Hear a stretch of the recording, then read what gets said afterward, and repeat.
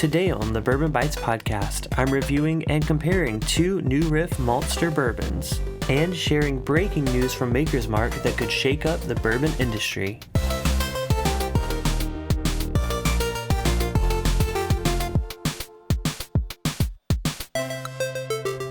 Hello everyone and welcome to the Bourbon Bites podcast. I'm your host Clifton, and today's going to be a little bit of a shorter episode, kind of like a few I've done recently. That's because I'm actually packing right now to go to Las Vegas. There's a bit of a whiskey tube kind of meetup.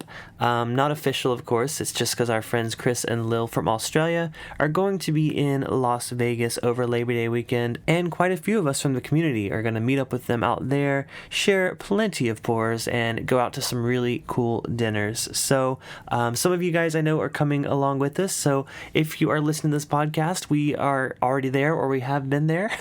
I'm really excited for it. But I'm going to put this out on Friday. So by then we're probably going to be extremely hungover. But hopefully all of you out there are having a wonderful Labor Day weekend. Enjoy the time off, and thank you for spending part of it with me. Or if you're listening to this after the fact, then thank you for spending part of your day with me. So today I'm actually going to review two different whiskeys that I, for some reason, have never reviewed. So these are from New Riff, which is actually a distillery that I'm a huge fan of. I just don't have the opportunity to try a lot of their limited releases. Most of them stay in state, so it's really hard for me to get my hands on them. The one that I was able to get my hands on for today's review is the Malster bourbon that is made with malted wheat. This one, for some reason, made it to California, yet the other one didn't. So I am thankful to my friends Tammy and Brian Bernicke, who I'm partying with in Vegas right about now, who sent me this sample of the rye recipe. So these came out, I believe, early last year. They were announced at the end of 2020, and they're pretty cool. So let me tell you a little about them. So first of all, just want to make sure it's clear, these are not to be confused with the 100% malted rye whiskey that came out this year.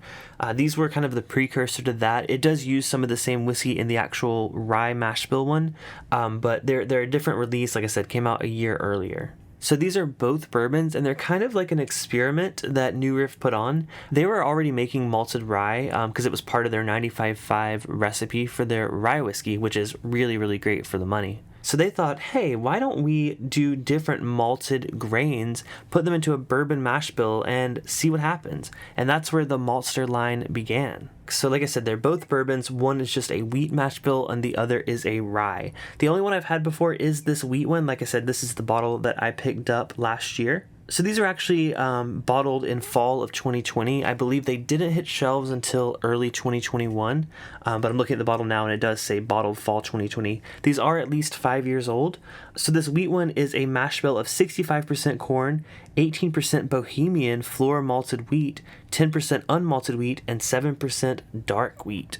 Of course, it is a bourbon, so it's still majority corn, but I'm really excited to give this another try because, like I said, I picked this up last year and haven't really visited since, so let's get it open. So these both actually come in at 100 proof, and they were about $50 when they first came out. And that's one of the things I love about New Riff. Even their experimental things or limited editions are so fairly priced. I just wish they were easier to get outside of the state. And I believe this is the first whiskey I've ever reviewed that has a malted wheat element. So I'm not really sure what that's going to taste like. Like I said, it's been a while since I've had this, so let's go ahead and give it a nose first. Oh yeah, this is really different from what I'm used to with New Riff. I've been enjoying just their bottle and bond bourbon lately. It's actually one of my favorite house bourbons that we keep here for cocktails or just when we want something that we don't have to think about. I love just having New Riff bourbon, but this is very different. Obviously, it's missing the rye grain, so it's a lot softer. It's reminding me a lot of other wheated bourbons I've had. I'm not getting any of those like malty elements, at least on the nose. Like I said, I'm not sure what malted wheat even tastes like, but it does nose like a really nice wheated bourbon. There's none of the spice that you come to expect from New Riff or just bourbon in general. It's sweet from the corn, but there's a bit of like a bread element on the nose that kind of is the giveaway to me that this is a wheated mash bill. From my experience with wheat whiskey and wheated bourbons, it really takes a tasting to get a full impression of it. So let's go ahead and give it a try. Cheers. Ooh, wow. That's even better than I expected it to be. That wheat really highlights those really great dessert elements that I love on a good bourbon. This is like some sort of baked vanilla pastry. That's the first thing that comes to mind, with a bit of like an orange zest on it as well. So I'm imagining like maybe a fruit tart. There's some other fruits there as well. But wow, it is so bready, so desserty. There's such a balanced element of like cinnamon spice that, I typically associate with rye grains, but there is some cinnamon on this for sure. And it could just be an aspect of the wood. Like I said, 5 years old, which is a pretty good age for, a craft bourbon. But there's a little bit of spiciness there that wasn't apparent on the nose, but on the palate, it just complements that baked good note. And mouthfeel, wow, it drinks like a higher proof bourbon, believe it or not. I know it's 100 proof, but based on mouthfeel and just the amount of flavors I'm getting on this, first couple of sips is so rich. I would even predict this to be a 107 or maybe 110 proof whiskey, just because of how much richness is on the flavor.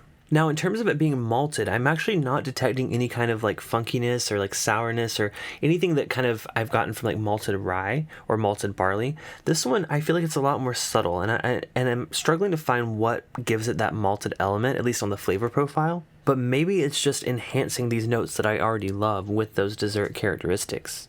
Man, this is so much better than I expected. I'm sorry, I'm kind of at a loss for words, but yeah, for $50, I mean, holy moly, this is a must buy. I wish it was still available. But before I go any deeper or give it a rating, I have to pour the Malster Bourbon Rye recipe, which is the same story. Like I said, it's just kind of an experiment where they're using malted grains in their recipes. Now, this one's interesting because this malted rye is something I'm familiar with their rye recipe, but this one is definitely a bit exaggerated with the amount that's in there. So, like the last one, this one is 65% corn, 30% malted rye, and 5% malted barley. So they added a bit of barley in there as well. So this honestly is kind of similar to some of their other mash bill. It's just a malted rye versus a standard rye. So I'm really excited to get into this. Like I said, same 5-year age statement, 100 proof, and about $50 when it first came out. All right, got that one poured. Let's go ahead and give it a nose. Yeah, much more familiar. I wouldn't necessarily say this smells like every other new Riff I've ever had, but it does have more of a typical bourbon flavor profile. The rye is kind of expressing itself differently here than I'm used to, though. It's not like the grassy or even dill kind of notes. It's more of the actual grain. So it's like a rye bread, like, have the little pieces of rye in there. It's definitely grain forward compared to the last one. But there's still like a dessert element there. It's less of the orange zest, and it's almost going more like lemon tart, if I were still sticking to the pastry category. It's a lot brighter for sure. Let's go and give it a taste. Cheers. Interesting. I'm getting a whole different experience with that one. To me, the first thing I notice is that it's a bit thinner, and it also doesn't kind of linger as long as the wheat, which is funny because I normally associate those with the opposite. Normally wheat kind of dissipates fast, whereas rye kind of hangs around. But this one, being the same proof, it's kind of dissipating pretty quickly. I'm still keeping with that lemon note, though. There is a bit of like a creaminess on the palate, not necessarily in terms of mouthfeel, but kind of like a meringue kind of taste. It's just so funny that the rye isn't expressing itself like I typically expect, which I guess could make sense with it being a malted rye. I've had other malted ryes, and they haven't been quite as citrusy. So this one's an interesting one. I'm going to have to take another sip of the wheated one, just to do a little comparison, because I wasn't expecting this to be so different. I got to go back to the wheat. Oh yeah, the Malster wheat recipe is definitely heavier, darker, more caramel, more kind of like toasted bread or like a pie crust note. I really like the wheat one. The rye one, though, it's surprising me how different it is, even though it's literally the same concept. It's just malted rye over malted wheat, which is way more popular, which is what's kind of blowing my mind here. Are there any other malted wheat recipe bourbons or wheat whiskeys out there? If you guys know, please let me know. Send me an email, contact@bourbonbites.com, or let me know on our Discord server, which, by the way, if you can join at bourbonbites.com. I'm not aware of any, but there's a good chance that there are more of them out there. But Wow. It's funny because I've had this bottle over a year, and I don't think I've revisited it in at least probably a year. I'll be real. I have not tried this, and I'm kind of regretting it because this is a really great bourbon. And the rye one is not bad either. I just think it's a little more standard. Again, for $50, I mean, they're both absolutely, give it a try if you can. Now, of course, that was last year's pricing. I have not seen these on the shelf in 2022. So I'm going to be judging this based on the fact that, you know, these were both released last year. I'm judging it based on that. I know I'm a little late to the game, but I still want to give it a fair rating. So for the rye recipe, which is the second one I had, I'm going to give that one, you know, considering price, considering it is a cool experiment, and I do love New Riff Bourbon, I'm going to give that a 5 out of 8. It is better than average. I don't think it's necessarily drinks like a limited edition or like a special released. It just drinks like a solid, you know, rye-based bourbon. And for $50, I can't complain. So yeah, 5 out of 8. You know, it's above average. I would definitely recommend buying it if you're looking for something, you know, that's in that price range.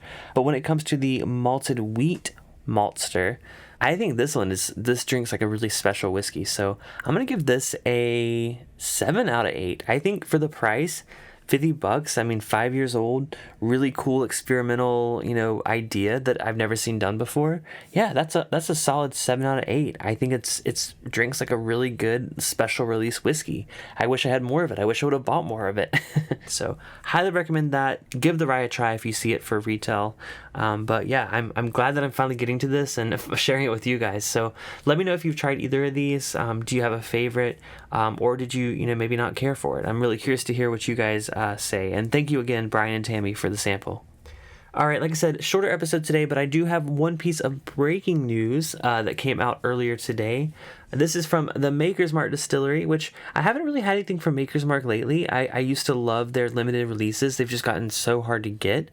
I did just pick up a new private select that I'm a big fan of. So Maker's Mark is still, you know, high up there on my list of distilleries. I just haven't tried many of their limited releases lately. But as of today, well, when you hear this, it'll be September 2nd, which is the actual day that this is happening. But it was announced earlier this week that Denny Potter, who is the general manager and master distiller, and Jane Bowie, who is the head of innovation and blending, will be departing the company on September 2nd, so the day that this podcast comes out.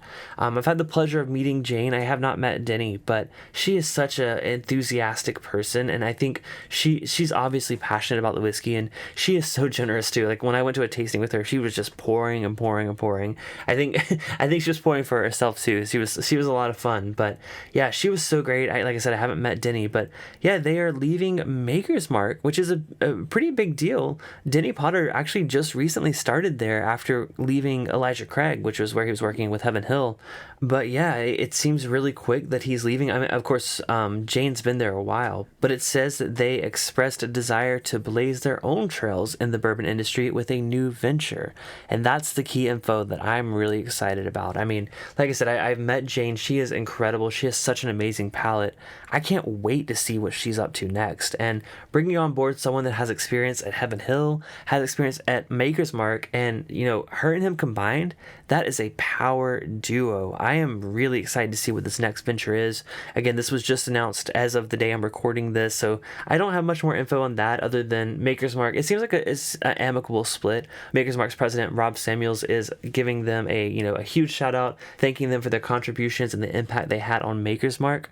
I'm hoping that we hear more soon about what those two are up to, because whatever it is, I want to get in on it. So stay tuned for that. I definitely will keep you guys updated as more news comes in. But the question is, though, what does this mean for Maker's Mark? I mean, these are two of their big, power forces here. I'm really hopeful that they find someone that, can replicate how much these people have impacted the distillery. But I'm also just as hopeful to see what comes next from both of them, because they are just two really incredible people, and I think they're onto something good here. I have a good feeling about this. So thank you guys so much for listening to this shorter episode. It's been a lot of fun. If I'm hanging with you in Vegas, I hope we have the best weekend of our lives. But if you're not there, you know what? I'll keep you guys updated anytime we do another meetup or hangout or anything like that. I would love to hang with you guys and meet you.